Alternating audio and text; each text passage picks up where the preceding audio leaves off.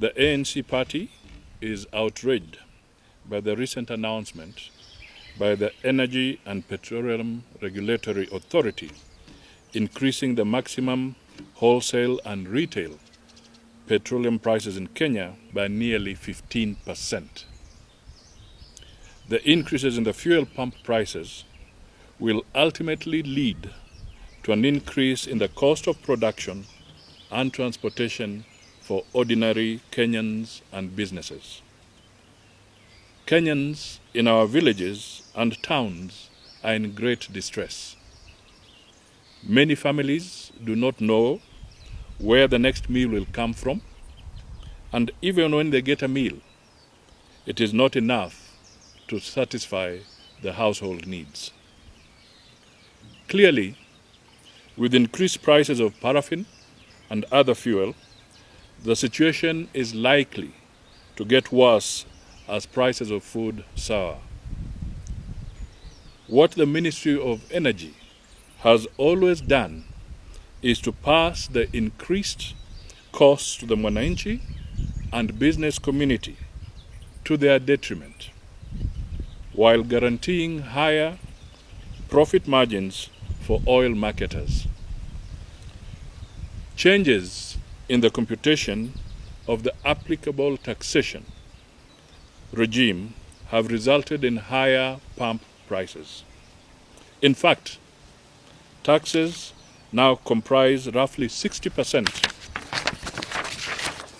of the pump price for petrol, diesel, and kerosene.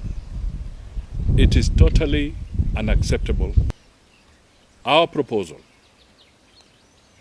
the Ministry of Energy has failed Kenyans and must take responsibility for this unpleasant situation.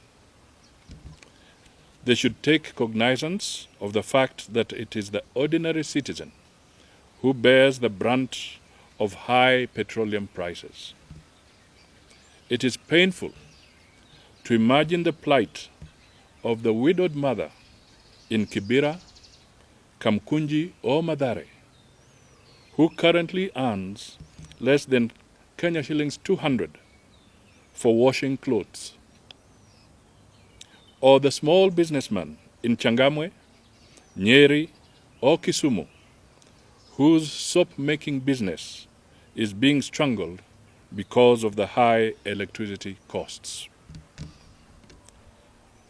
The ministry, as a matter of urgency, must do the following.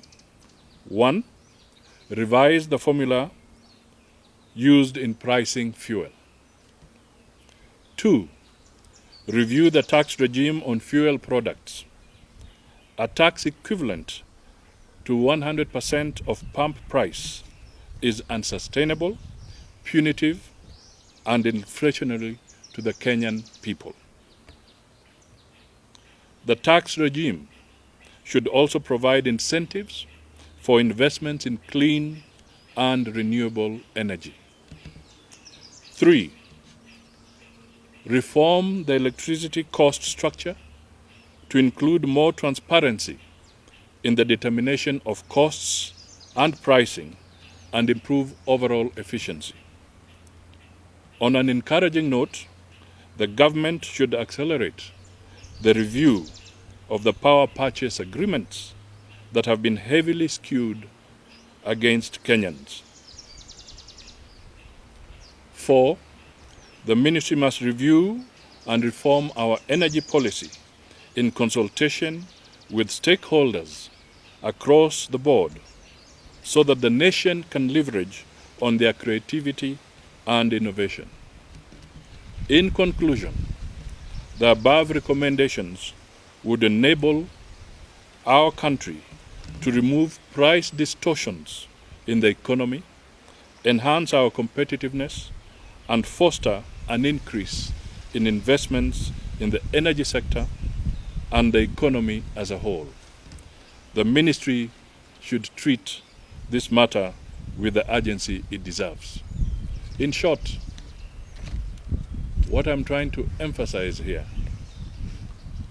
is that for as long as we have these distortions in the energy sector, we are not going to achieve the competitiveness that we ought to achieve in making us the premier economy in this region.